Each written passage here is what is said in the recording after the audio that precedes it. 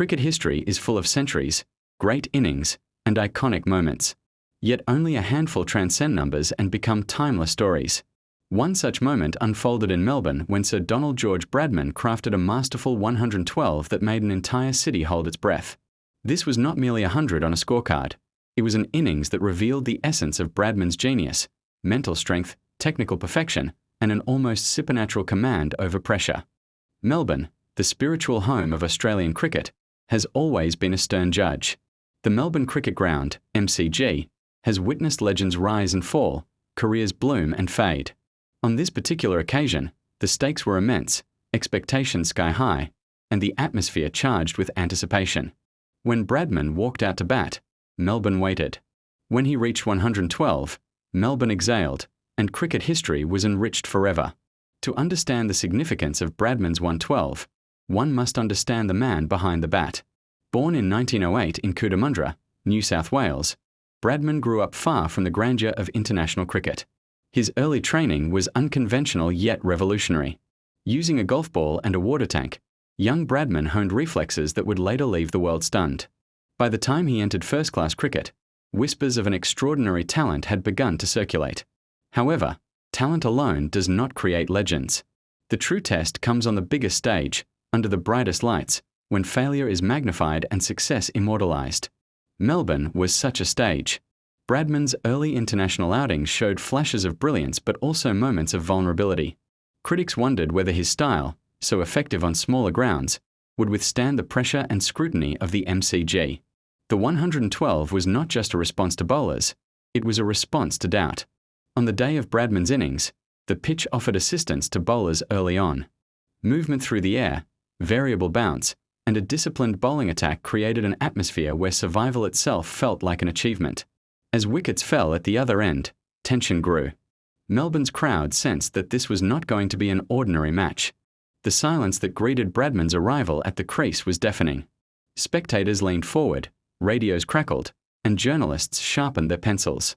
Every movement was scrutinized, every shot analyzed. Bradman began cautiously, respecting the conditions and the bowlers. There were no extravagant strokes, no unnecessary risks.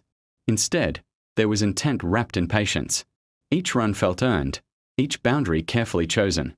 As the innings progressed, something remarkable happened. The bowlers began to tire, lines wavered, and lengths faltered.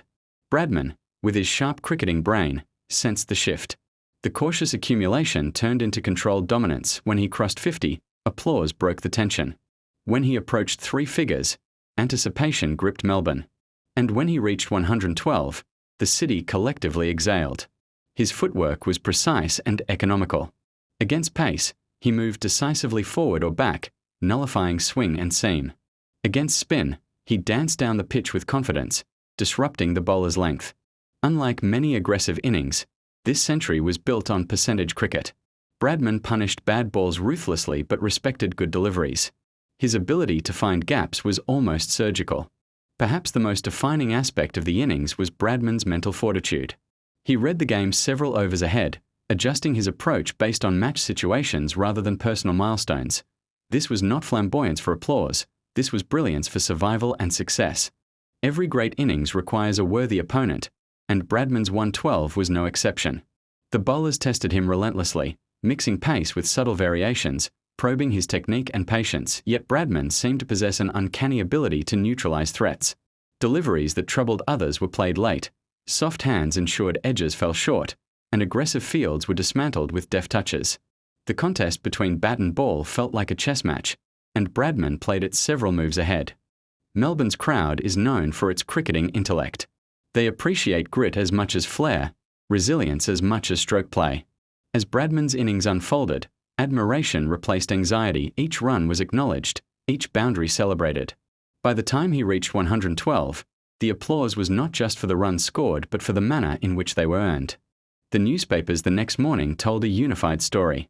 Headlines spoke of composure, class, and command.